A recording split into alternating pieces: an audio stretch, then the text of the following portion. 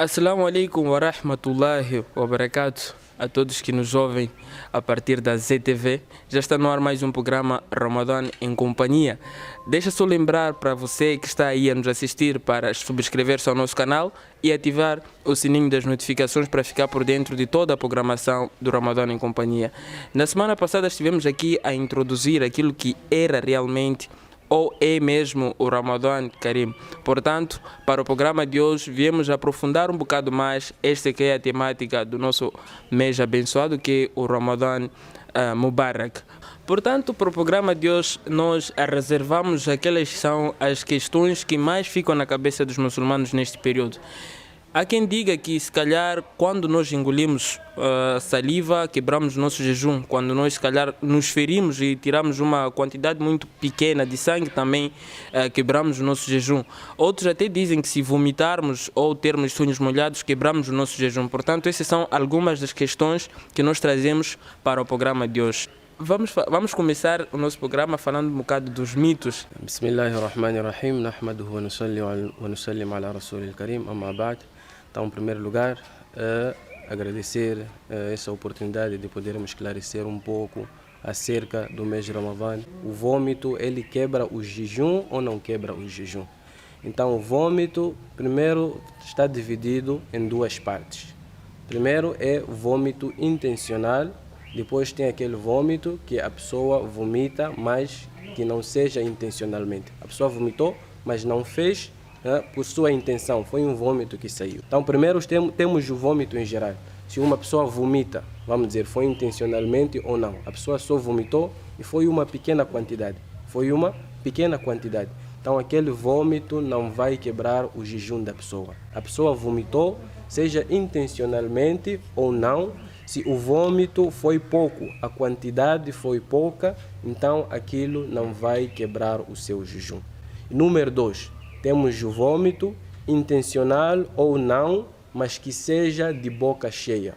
Então, primeiro vamos entender um pouco o que quer dizer boca cheia. No Sharia, quando se diz um vômito de boca cheia, o que quer dizer? Então, quando se diz vômito de boca cheia, é aquele vômito que, quando a pessoa vomita, o vômito é tanto que a pessoa não consegue segurar na boca. Então, esse aqui é o considerado de vômito de boca cheia.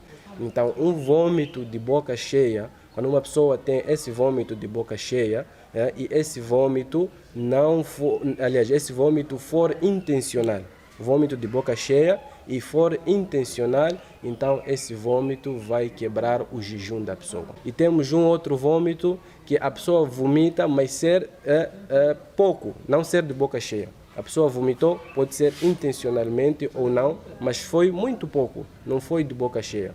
A pessoa, se cuspir aquele vômito, então não há nenhum problema. Aquele vômito não vai quebrar o jejum. A pessoa conseguiu segurar na boca, mas a pessoa, em vez de cuspir, em vez de tirar aquele vômito, a pessoa voltou a engolir aquele mesmo vômito. Então aquilo vai quebrar o jejum da pessoa. Bom, para dar continuidade, eu vou tirar para este lado aqui com o Sheikh Fayaz, para darmos continuidade com a mesma questão. Bismillahirrahmanirrahim.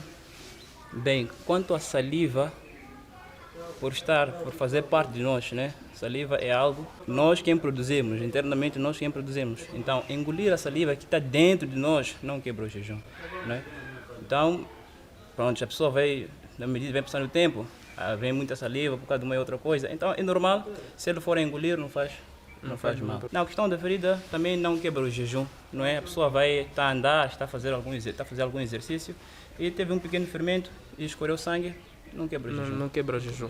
E a questão do janaba, os sonhos molhados, que principalmente os rapazes neste período, que se calhar descansam um bocado às 14 para acordar lá às 15 e acordam se calhar depois de ter sonhos molhados.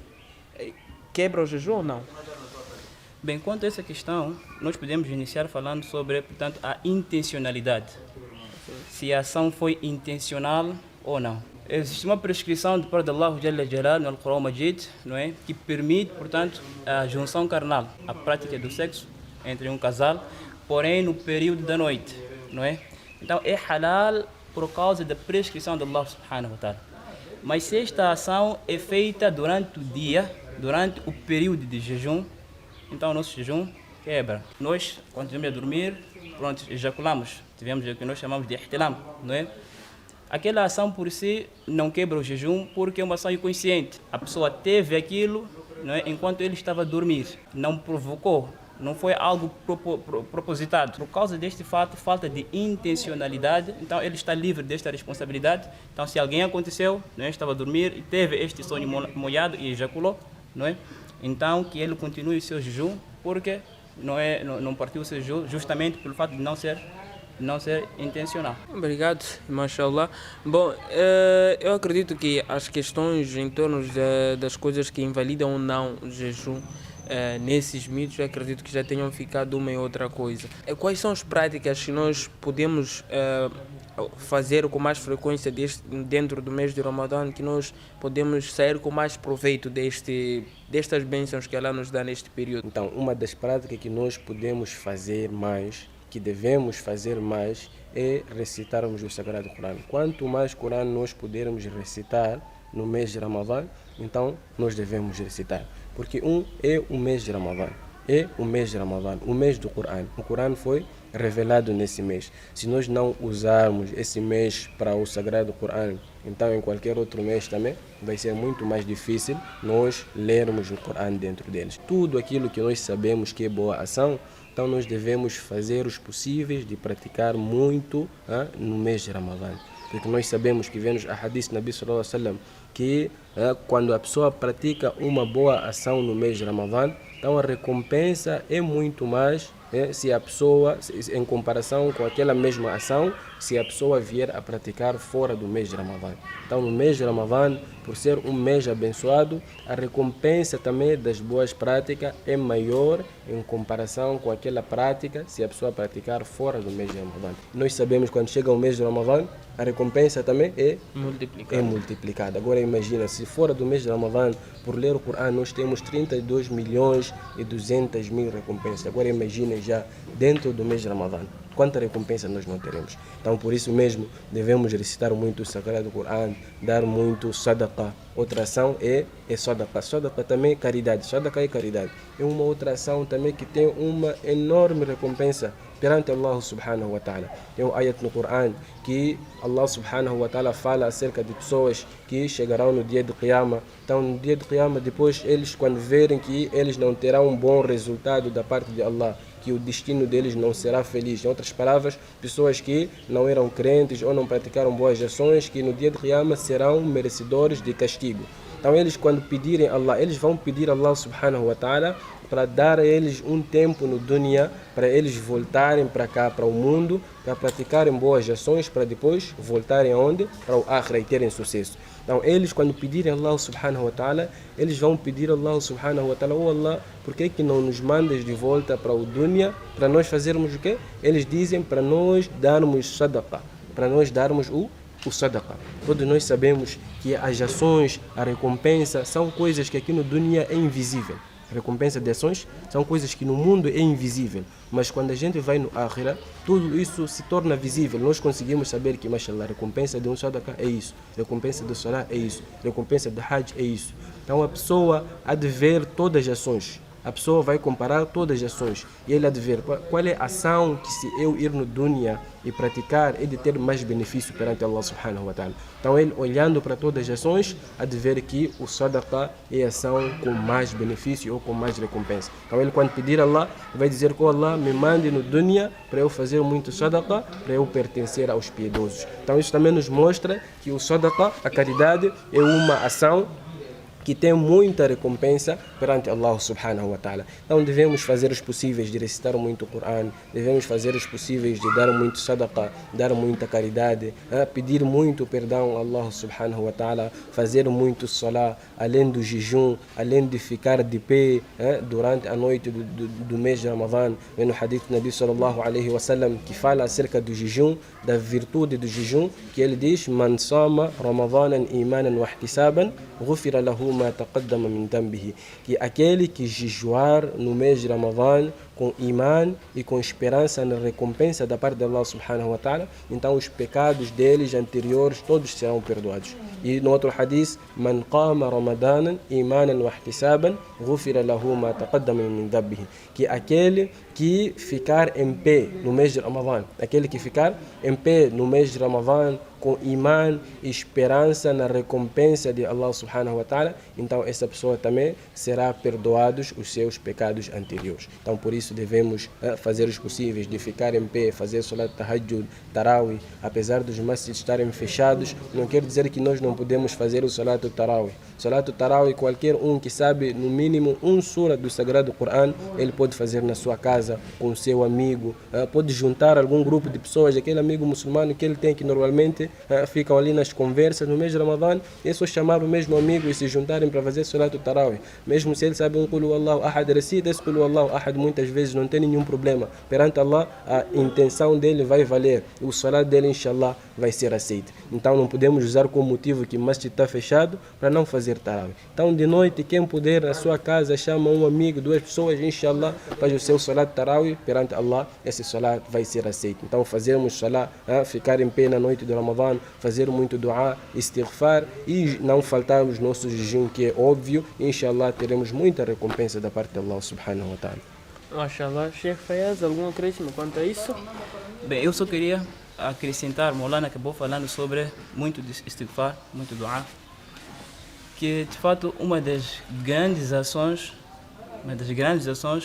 que se o muçulmano for a fazer, ele terá grande recompensa, é o dua. O dua é de fato uma grande ação que o muçulmano, no meio de jejum, tinha de se apegar. Não é? Porque é uma ação muito benéfica. É uma ação muito benéfica.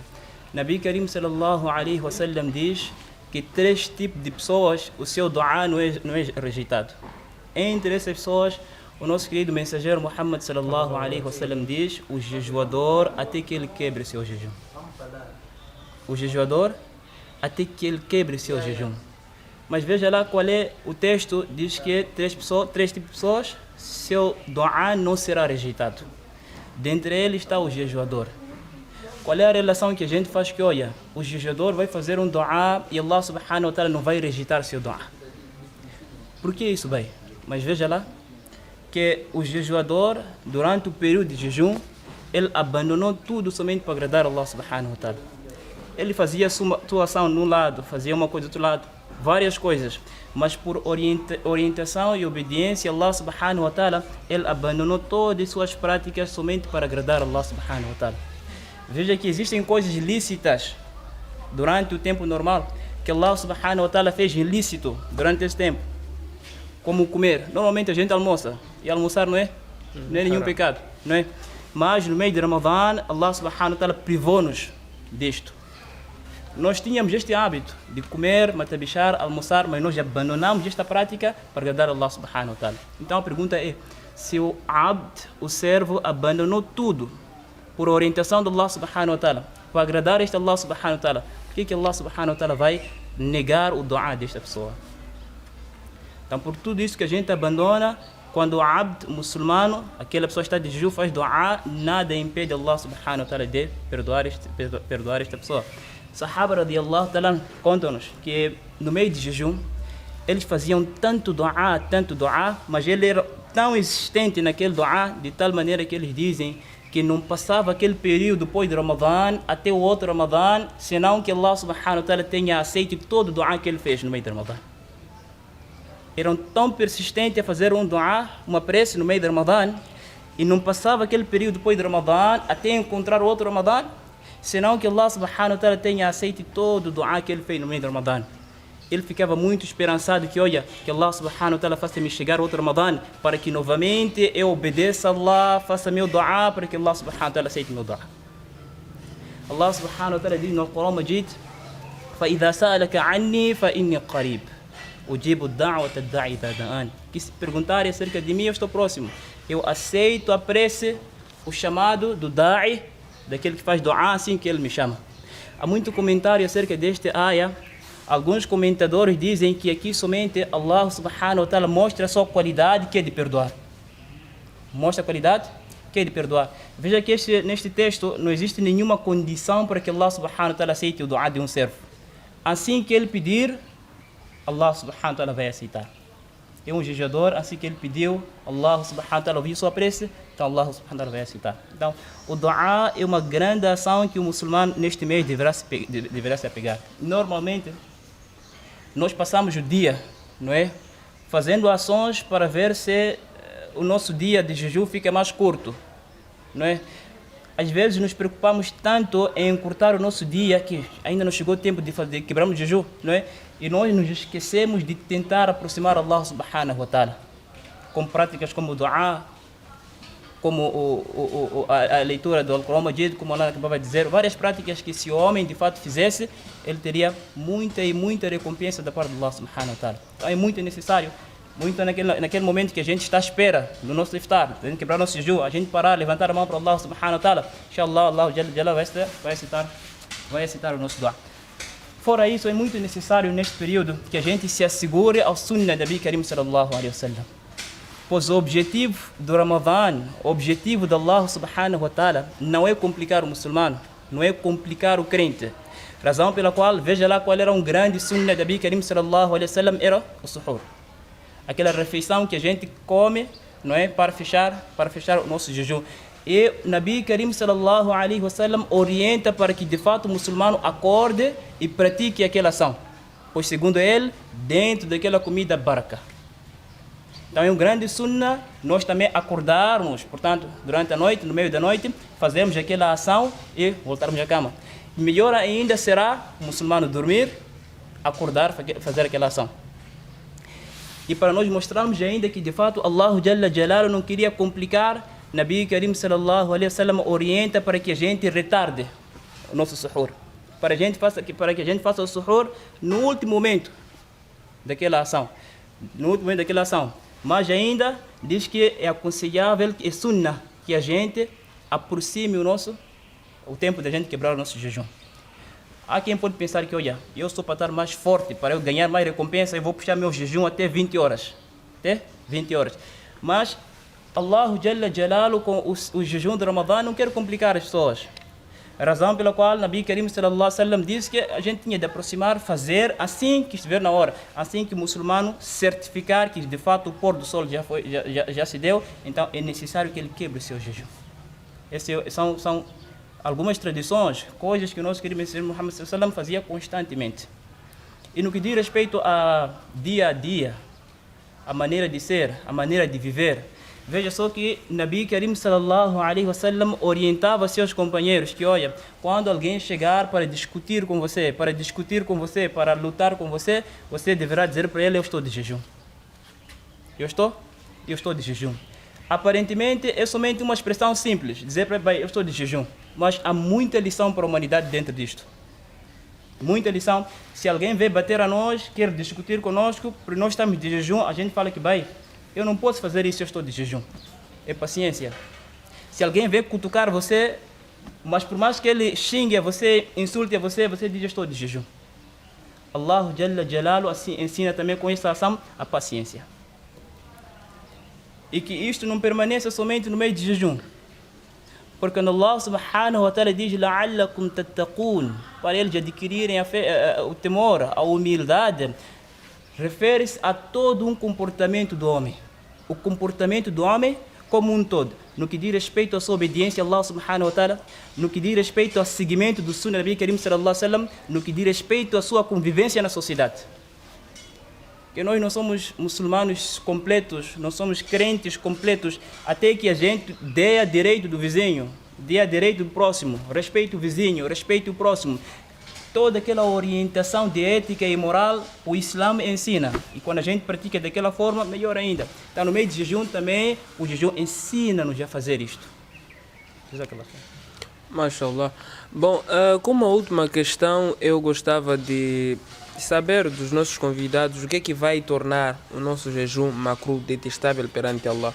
As ações que vão fazer com que o nosso jejum torne-se makruh perante Allah. Então, existem muitas ações que podem tornar o nosso jejum makruh ou detestável.